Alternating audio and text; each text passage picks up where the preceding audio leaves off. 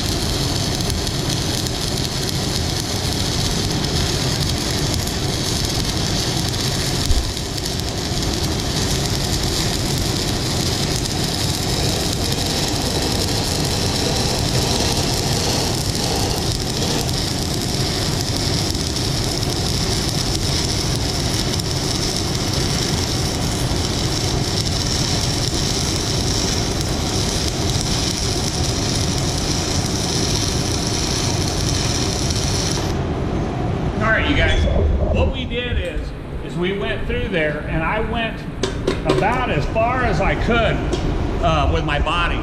You don't have to go that far. A lot of journeymen are good enough to where they can go until the rod's done. If it's a smaller diameter pipe, they'll make it from 12 all the way to 6.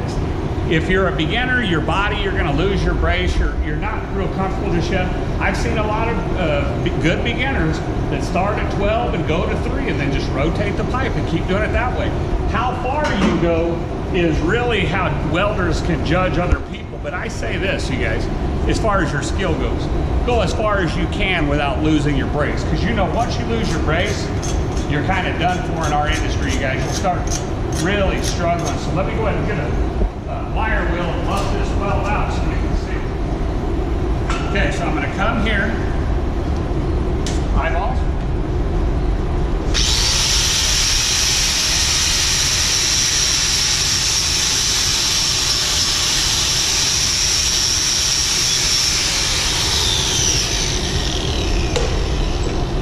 All right, guys, so what I did, if you look here, is I got the hot pass put in. There's no more room for a fill weld.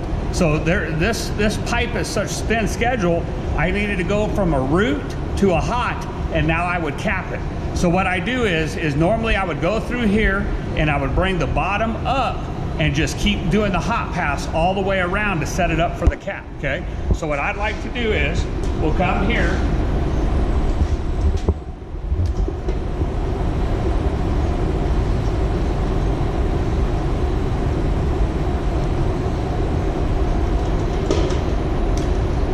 okay, there's where I ended right there, you guys. So what I'm gonna do is I'm gonna pick it up and come as far down as I can. Remember, as long as we're going in the downhill progression. This is a really good video for the folks. You guys know or are aware, there's a few of you I've talked to that wanna go into the oil field. If you wanna be in the oil and gas industry, you're talking about Artesia, Carlsbad, Farmington, and you want to run an oil field truck, you guys, which is a great experience, get good with this 6010 because this is the #1 rod. So remember, root pass, I just drag it in for purity. How can you put 2 pounds of pressure on it if you're whipping it, right? Hot pass goes in as a whip and pause.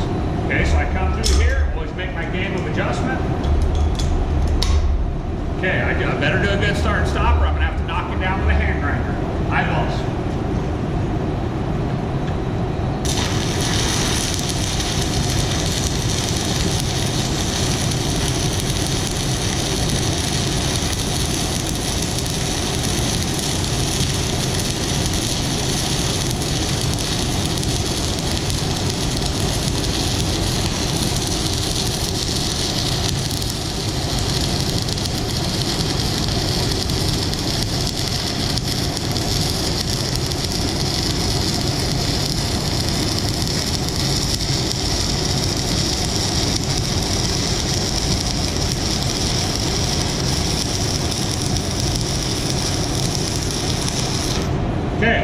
way to 6, we're good to go.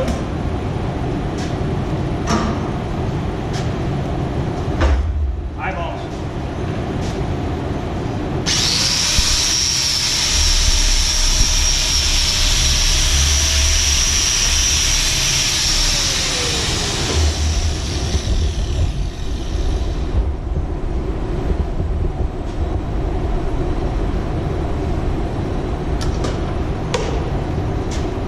So what we're doing is we're going to say that we made it all the way around on that hot pass. After that hot pass is put in, all the way around, I ended where I originally started, which would be right here, where we prepped it, we cleaned it, we're a 16th below the surface. Now, if you guys look, I'm not real worried about the V-shaped ripples. I know a lot of your intro teachers have talked to you about, oh, V-shaped ripples means you're going too fast. I think you guys learned enough from the bonus video on being able to run a weld hot. That's actually running a hot. What do we say? Welding defects and discontinuities. In other words, a lot of trash can't live in heat. Code welders don't care about ripple shape. We care about straight toes and no undercut and pure welds. So this is the one that I'm going to try to really make sure that I stay consistent, okay? So I come here, get braced up, I'm good to go. And let's go ahead and strike it up. So now we're capping. This is known as your money pass. So you better make it look good because this is what everybody sees. Eyeballs.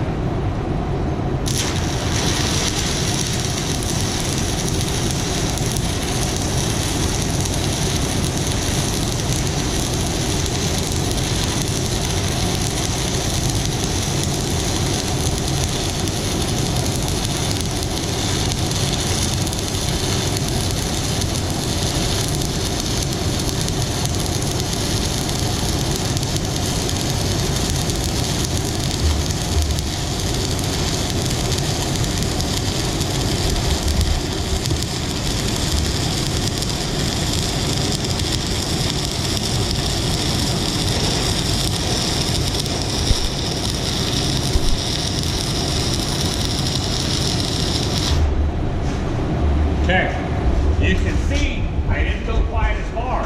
Now there's a reason. Remember I told you when you lose your brace, you better be smart enough and quick enough to stop. When I got here, I was rotating my body and my vice grip slid on me a little bit. Right when that happens, get off of it because I can always pick up a start and stop. There is no required distance of how far you got to weld as long as you're doing good start and stops. Eyeballs.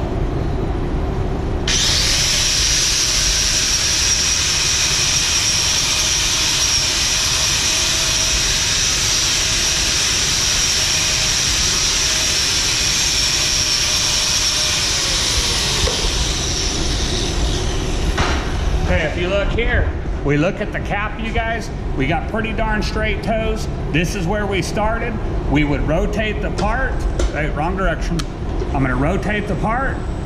I would clean that real good, and then I would pick it up and keep going around. You go all the way around. Now, what I was gonna tell you guys is, once you go all the way around doing good start and stops, where you originally started, you wanna make sure and knock that down with a hand grinder before you do the last weld. Because when you rotate and come down and do the last weld, we're gonna come up on top of that. And if it's already got a lot of buildup, it's gonna crown it up even more, so then you're gonna have to knock it down. So a good idea is after the first cap is put in, go ahead, clean it, knock that down with a hand grinder, and then that way when you're coming around it, when you're welding, and you finally hit your original start, you can come up on it with no high start and stops. Now, if I had undercut, which I don't, but if I had a little bit of undercut, what I like to do is put a file right at the toe, and I just file just like this. If I had undercut, and if this was a real file, I'm just metaphorically speaking, just showing you, and all as I do is file where there's undercut on the toes. Or if the toe got a little wiggly, every now and then, you're human, right? Stuff's gonna happen. If you get a little bit of a wiggly toe, just file that toe. So when is it appropriate to break out a file? If you have severe undercut that's defected, or maybe you have a crooked toe right there where you wiggled the rod around when you were whipping it, go ahead and file it and clean it up.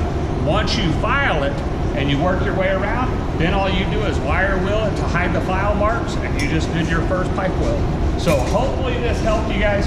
Hopefully you're starting to understand and appreciate this tool of a positioner. If you're a shop pipe welder, I guarantee you're going to be using it every day, all day in the shop. If you're a fill welder, you'll rarely use it. I had one on my truck that was a manual one for oddball things, but normally we're doing the installs of the sub-assemblies that the shop pipe welders build. So normally you have to be good enough in the field to weld in position and still make it look good. I want to end on a note over here, you guys. If you can come over here and look at this. I want to show you what we've been doing manual mode, where we stop it, weld, whether we're going up or down. I want to show you this pipe weld that I did. Now, if you guys look, I did this. This was one of the first pipe welds ever done on that positioner. Now, it's dirty. We didn't clean it. But if you notice something, as I rotate it around, you see how the toes are straight. The weld size never changes, so my travel speed is good. Did you guys know that I filed the toes on this and most people can't see it? Because that's the purpose. If you have a little bit of crooked undercut or toes, file it. Now, that is where I originally started, is where I stopped. When I ground it down and you end the weld on it, you weld up on top of it, and I feathered it so it doesn't have a lot of buildups. So this goes to show you now, to prove a point, you guys, when you lay this thing down, look at the ripple direction of this. Do you notice how it never changes? There's one other thing. Do you notice how there's no start and stops? Why is that? Because I was able to do that all the way around, full automated.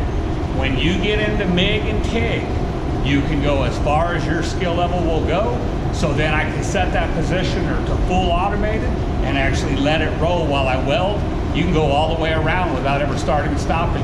When you eliminate start and stops, it looks a lot better, doesn't it? So that proves to you, you guys, this takes practice and it takes skill, but it's a tool that's good to know. It's a tool that's good to be competent at before you leave C&M. Even my welder's helpers were supposed to at least do some welding for me, and if they don't know how to use a positioner, then you must like to grind. So you're given opportunities and you better make the most of them when you have them, and I call that chasing success. So hopefully you guys enjoyed this module on a rollout machine. Next week we're going to show you how to use a 2F or 2G positioner. It's different applications. So the 1G was here. We'll see you for the 2G next week.